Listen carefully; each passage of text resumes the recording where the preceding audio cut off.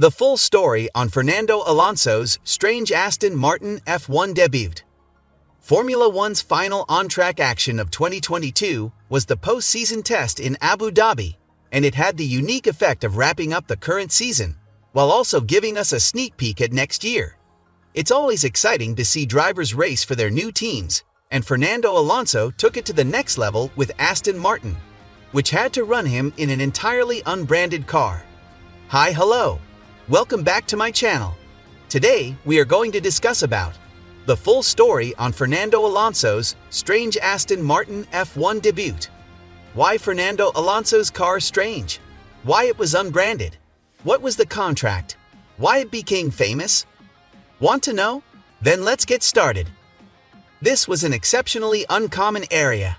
However, Alonso needed to do it before when he did some early testing with McLaren in late 2006. Notwithstanding the odd appearance of the vehicle, it was all significant business in the background during the F1 off-season.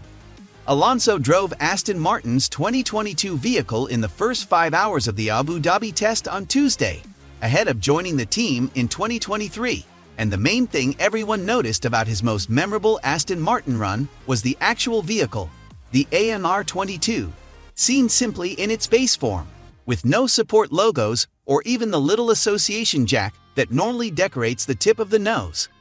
The car only had a small Pirelli sticker and an Aston Martin badge, and Alonso was dressed in a black race suit and a neutral crash helmet design.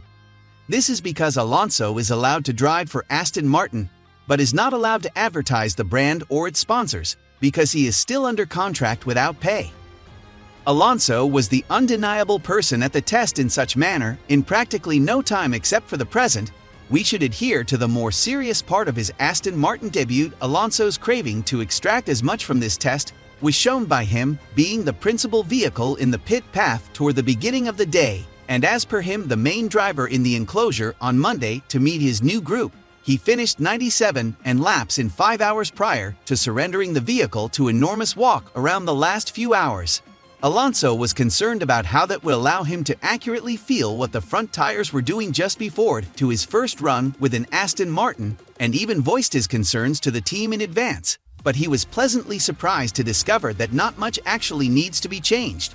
Alonso said it was interesting to notice the differences in the characteristics of the cars. After a year with Alpine, which was troubled by reliability issues, Alonso got his first chance to operate a Mercedes-powered car in the V6 turbo hybrid era.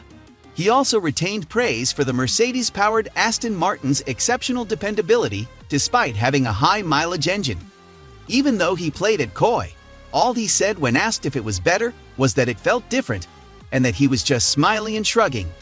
Alonso claimed to be ecstatically surprised by everything with his new team's 2022 vehicle, and it was obvious that he had a very productive day. One thing Alonso doesn't seem concerned about getting used to is driving the car quickly. He claimed his adaptation was nearly over with his very first run because he felt so competitive.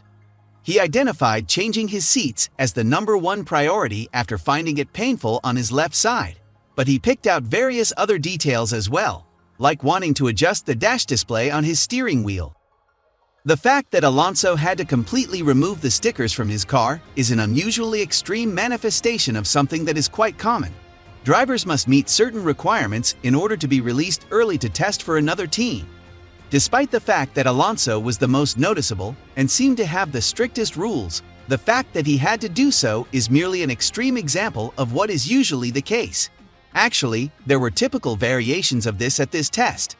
Ironically, given how acrimonious his Alpine split was, the cleanest break occurred when Oscar Piastri joined McLaren the day before the test.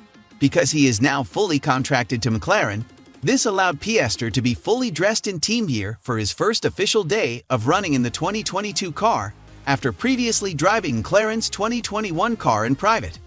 Other motorists either lacked the necessary tools or didn't have the same freedoms as them. While wearing a horse race suit and performing his Aston Martin reserve driver duties, Nico Hülkenberg only used a plain white crash helmet while driving. Because he is still a Mercedes driver and the team is unable to release official photos of him from this test, Nick de Vries made his AlphaTauri debut in a plain race suit.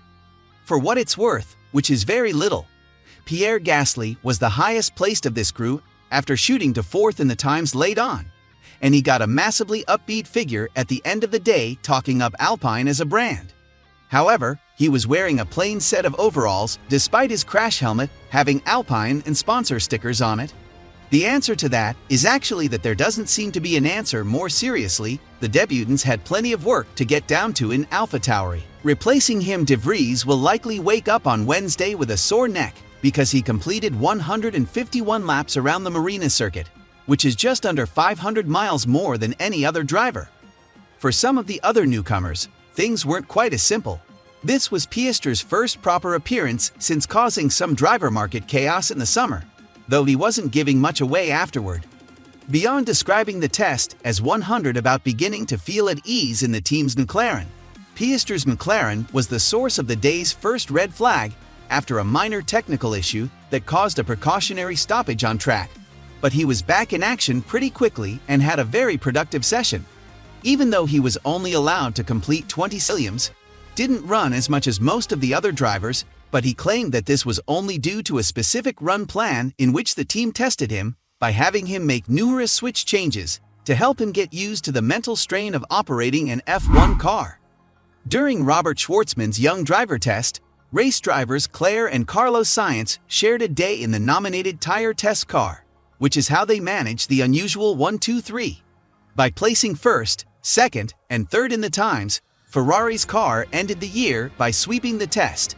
In the morning, Leclerc, who was driving for Ferrari, set the pace from the beginning of the race. Then Sainz took over, and Leclerc's lap time in the afternoon was only a little over a tenth faster, but it was still 1.4 seconds slower than Max Verstappen's pole time from the weekend lap. Because all the cars are using 2023 Pirelli tires and the teams have different allocations for each driver, the test times are largely meaningless. For example, one car was run for young drivers, or those who have only participated in 2 Grand Prix, and the other was the nominal tire test car, which was driven by a driver with an F1 super permit. As a result, many young drivers had the opportunity to compete in the Formula One for the first time.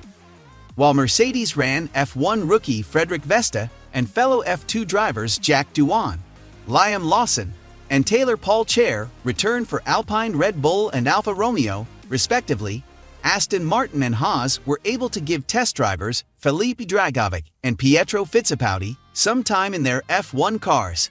This was a very helpful experience, especially as the day gave way to night and the track temperature dropped, allowing for more accurate internal comparisons to last weekend. At the very least, we got a taste of F1 2023. Schwartzman at Ferrari had various programs, which meant that, beyond the usual testing caveats where we don't know anything about fuel loads or engine modes for teams or drivers, even comparing lap times between teammates has almost no value. If you enjoy our content, make sure you hit the like button and share your thoughts and opinions in the comments section below. Subscribe to our channel to get our videos regularly, and don't forget to click the bell icon to never miss an update. Thank you for your time. Look forward to seeing you at the next one. Until then, peace.